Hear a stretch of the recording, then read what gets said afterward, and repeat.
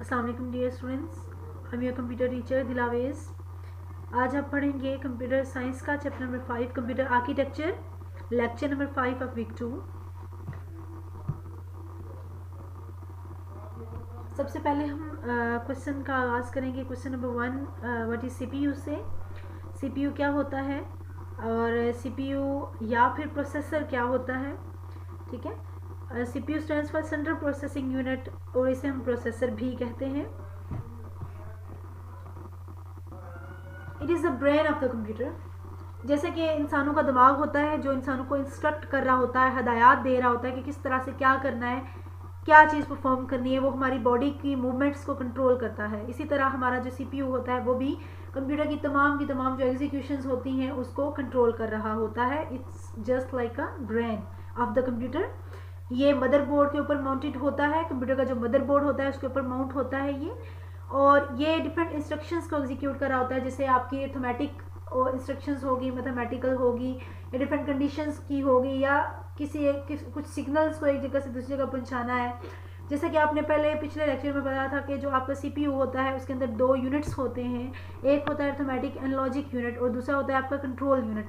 Arithmetic और logic unit में क्या होता है कि आपका तमाम मैथमेटिकल ऑपरेशंस होते हैं जो कंडीशनल होते हैं ऑपरेशंस, जैसा कि 2 वैल्यूज़ को कंपेयर करना, ये सारे का सारा काम आपका अर्थमेटिक एंड लॉजिक यूनिट में होता है। और इसी तरह के आपका जो कंट्रोल यूनिट होता है वो इंस्ट्रक्शन की एग्जीक्यूशंस को कंट्रोल करता है कि आपने रैम से इंस्ट्रक्शन को CPU तक लेकर आना है, उस इंस्ट्रक्शन को इंटरप्रेट करना है, उसको ट्रांसलेट करना है कि वो इंस्ट्रक्शन क्या कर रही होती है, और इसके साथ साथ आप उसकी एग्जीक्यूशन को भी कंट्रोल कर रहे होते हो। तो ये सारे के सारे काम कंट्रोल यूनिट करता है। आपका तो आपको ना आपके एक समराइज वे जो CPU होता है वो टोटल आपकी इंस्ट्रक्शंस की एग्जीक्यूशन का जिम्मेदार होता है, और पूरे के पूरे जो आपके कंप्यूटर सिस्टम में जो कुछ एग्जीक्यूट हो रहा होता है वो आपके CPU उसका रिस्पॉन्सिबल होता है। नेक्स्ट क्वेश्चन है हमारे पास बच्चों, मेन मेमोरी क्या होती है। As we discussed in the previous lecture, थोड़ा बहुत हमने उसके बारे में पढ़ा था कि मेन मेमोरी होती क्या है। मेन मेमोरी जो है वो ऐसे प्रोग्राम्स और इंस्ट्रक्शंस को स्टोर कर रही होती है जो कि हम अभी उनको एग्जीक्यूट करवाते हैं, जिनको हमने एग्जीक्यूट करवाना होता है, जो CPU को अभी हमने देने होते हैं इंस्ट्रक्शंस। ठीक है, वो मेन मेमोरी में स्टोर हो रहे होते हैं। और एक्चुअली ये क्या होती है, चिप होती है जो कि सेमीकंडक्टर मटेरियल की बनी होती है। ठीक है स्टूडेंट्स, यहाँ पर आप देख सकते हैं कि ये बिल्कुल एक चिप होती है जिसके अंदर डिफरेंट ट्रांजिस्टर्स लगे होते हैं, और जो मदरबोर्ड के ऊपर एक्सपेंशन स्लॉट्स होती हैं उनके अंदर ये माउंटेड होते हैं, और ये वाली चिप जो है इस तरह से आपके मदरबोर्ड के ऊपर जो है वो अटैच होती है। ठीक है, तो आपके जो सेल्स होते हैं वो मेमोरी में किस तरह से होते हैं। आपके जो मेमोरी में आपके सेल्स होते हैं वो 8 बिट्स पर मुश्तमिल होता है एक सेल, यानी कि 1 बाइट का एक सेल होता है जिसके अंदर डिफरेंट डेटा जो है वो स्टोर किया जाता है। ठीक है, the cells in the memory are logically organised as group of 8 bits called byte, यानी कि ये आपका जो 1 बाइट का जो है वो आपका एक सेल है, और हर एक सेल का हमारे पास क्या होता है, एक एड्रेस होता है। जैसा कि हमारे पास यहाँ पे एड्रेस क्या है, मेन मेमोरी 0, ये द नेक्स्ट सेल जिसकी वैल्यू हमारे पास है मेन मेमोरी 1, एड्रेस हमारे पास मेन मेमोरी 1 है। इसी तरह ये हमारे पास तीसरा सेल है जिसकी जो एड्रेस है वो क्या है, मेन मेमोरी 2, यानी कि 8 सेल्स बिट्स पर मुश्तमिल जो है वो एक हमारे पास क्या है, एक सेल, यानी कि 1 बाइट पर मुश्तमिल एक सेल हमारे पास है, और हर एक सेल का डिफरेंट एड्रेस है, और टोटल हमारे पास 4 बिलियन तक यहाँ पर सेल्स मौजूद हैं। और जो भी डेटा हमने सेल्स में से उठाना है वो क्या किया जाता है कि वो रेंडमली उठाया जाता है, यानी कि आप सेल का एड्रेस देकर उसका डेटा एक्सेस कर सकते हैं। यहाँ पर आपका एड्रेस मेन मेमोरी 3 है। जब आप मेन मेमोरी 3 वाला एड्रेस आप लिखोगे तो आपको इस सेल के अंदर डेटा जो पड़ा हुआ डेटा है वो CPU को मिल जाता है। ठीक है, तो आपका क्या होता है कि यहाँ पर सेल्स जो है वो ऑर्गेनाइज फॉर्म में लॉजिकली ऑर्गेनाइज्ड होते हैं, और इस तरह से आपके मेन मेमोरी में डेटा स्टोर होता है। स्टूडेंट्स, नेक्स्ट क्वेश्चन है हमारे पास, what is RAM, why RAM और main memory is called volatile memory, और व्हाट इज वोलेटाइल मेमोरी। हमारे पास रैम होती क्या है, रैम को वोलेटाइल मेमोरी क्यों कहा जाता है या वोलेटाइल मेमोरी किसे कहते हैं। स्टूडेंट्स, आपने कभी देखा होगा कि जब भी आप कंप्यूटर में जैसे वर्ड है, एमएस वर्ड है, वहाँ पर आप कोई चीज़ लिख रहे हो और आपने अभी तक उसको फाइल का नाम देकर लोकेशन आपने सेलेक्ट करके उसको सेव नहीं किया, सेव एज नहीं किया, और उसी दौरान आपकी जब कंप्यूटर जो है वो ऑफ हो जाता है सडनली किसी भी वजह से, तो आप दोबारा जब उसको ऑन करते हो वो फाइल आपकी गायब हो चुकी होती है, उसमें से डेटा गायब हो चुका होता है, वहाँ पर डेटा मौजूद नहीं होता, क्योंकि वो आपको जो सारा का सारा डेटा होता है वो रैम में जा रहा होता है वो आपके। लेकिन जब आप सेव एज करके प्रॉपर फाइल का नाम और उसकी लोकेशन एक्सेस आप लोकेशन देकर आप उसको स्टोर करते हैं तो हार्ड डिस्क में चला जाता है और हार्ड डिस्क में आपका डेटा परमानेंटली स्टोर होता है। और इसी तरह रैम में आपका डेटा जो होता है वो टेम्परेरीली स्टोर होता है, यानी कि when the power is turned of the information in memory is lost. जब आप उसको रैम में जो भी डेटा होता है, जब आपकी जो भी आप काम कर रहे होते हैं, ठीक है, तो अगर आपका कंप्यूटर सडनली ऑफ हो जाता है तो आपकी मेमोरी में जो भी पड़ा हुआ डेटा है वो लॉस हो जाता है, और इसी वजह से इसको हम वोलेटाइल मेमोरी कहते हैं। ठीक है,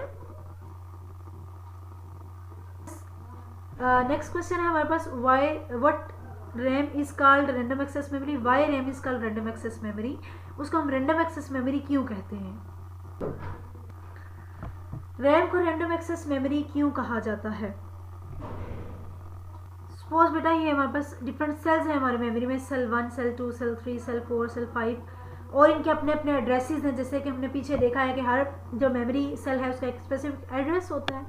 तो हम क्या कर रहे होते हैं कि हम रैम के अंदर जिस भी सेल को एक्सेस कर, बेशक ये सेल नंबर 1 है, ये 2 है, ये 3 है, 4 है, 5 है, 6 है, 7 है, 8 है। अब हर सेल का एक सीक्वेंस में एड्रेस भी है।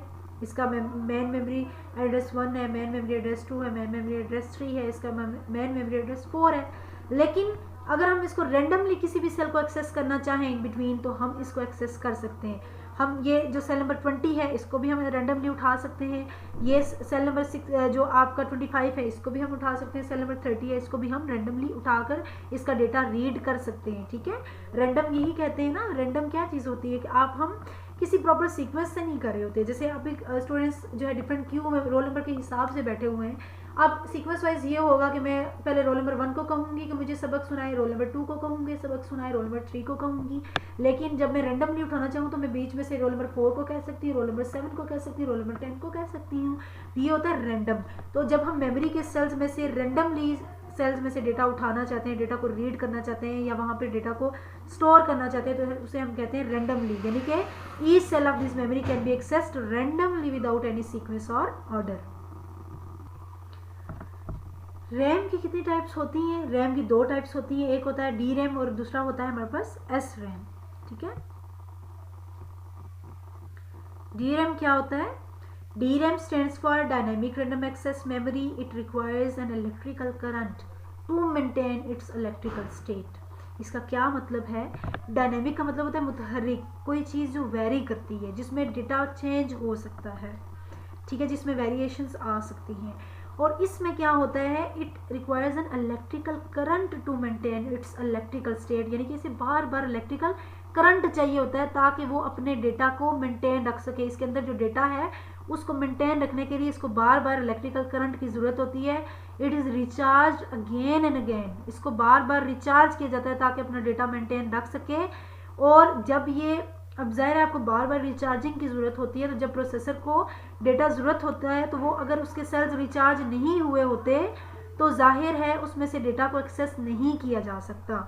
ठीक है, इसको हम एक एग्जांपल से समझते हैं कि बेटा जो आपका रैम, डायनेमिक रैम होता है, उसके अंदर डेटा आपका ट्रांजिस्टर्स प्लस कैपेसिटर्स में स्टोर होता है।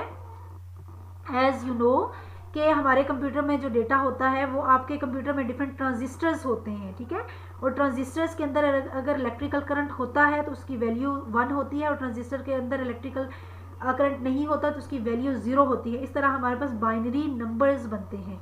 ठीक है, तो यहाँ पर हमारे पास डायनेमिक रैम में कैपेसिटर होता है, और कैपेसिटर एक ऐसा जो आपका मटेरियल है जिसमें क्या होता है कि आपका डेटा ये थोड़ी देर के लिए रख सकता है, ये ज़्यादा देर तक इलेक्ट्रिकल करंट अपने अंदर नहीं रख सकता। इसको बार बार कुछ मिली सेकेंड्स के लिए ये करंट को रखता है, उसके बाद इसमें से करंट जो है वो लॉस हो जाता है, यानी इसको बार बार रिचार्जिंग की ज़रूरत पड़ती है कैपेसिटर को, ठीक है। और इसमें क्या होता है कि जब इसमें रिचार्ज होता, इसमें चार्जिंग होती है, इसमें इलेक्ट्रिकल करंट होता है तो उसकी वैल्यू 1 होती है, अगर इलेक्ट्रिकल करंट नहीं हो तो उसकी वैल्यू 0 होती है, ठीक है। तो अब क्या इसका हुआ कि आप DRAM को क्यों बार बार रिफ्रेशमेंट की ज़रूरत होती है, बार बार रिचार्जिंग की ज़रूरत होती है, क्योंकि इसके अंदर कैपेसिटर होता है और कैपेसिटर ज़्यादा देर के लिए इलेक्ट्रिकल स्टेट बरकरार नहीं रख सकता, इसको बार बार रिचार्जिंग की ज़रूरत होती है।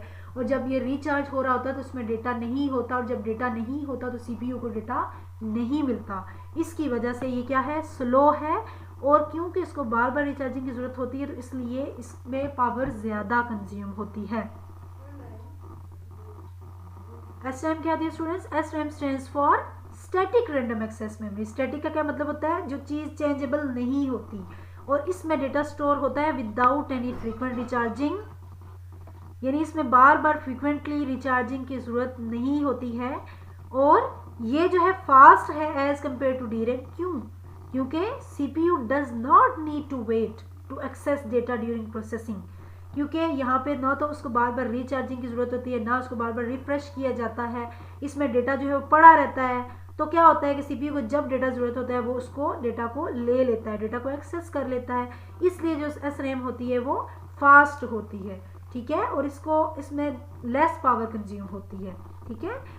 तो स्टूडेंट्स इस डायग्राम में आप देख सकते हैं। अब SRAM में क्यों रिफ्रेशमेंट की ज़रूरत नहीं होती, बार बार रिचार्जिंग की ज़रूरत नहीं होती, क्योंकि इसमें जस्ट ट्रांजिस्टर्स होते हैं, और ट्रांजिस्टर्स जो होते हैं वो आपका डेटा तब तक रखते हैं जब तक आपका कंप्यूटर ऑफ नहीं होता, ठीक है। तो क्या होता है कि इसमें इसको बार बार रिचार्ज की जरूरत नहीं होती, एक दफ़ा करंट पहुंच गया तो इसमें डेटा पड़ा रहेगा, या 1 या 0, ठीक है। लेकिन ये जो है इसमें आपको बार बार रिचार्जिंग की ज़रूरत नहीं होती, इसलिए SRAM जो है वो उसमें आपकी फास्ट होती है, क्योंकि आपको CPU को वेट नहीं करना पड़ता और ये डेटा इसमें से आसानी से मिल जाता है, ठीक है। तो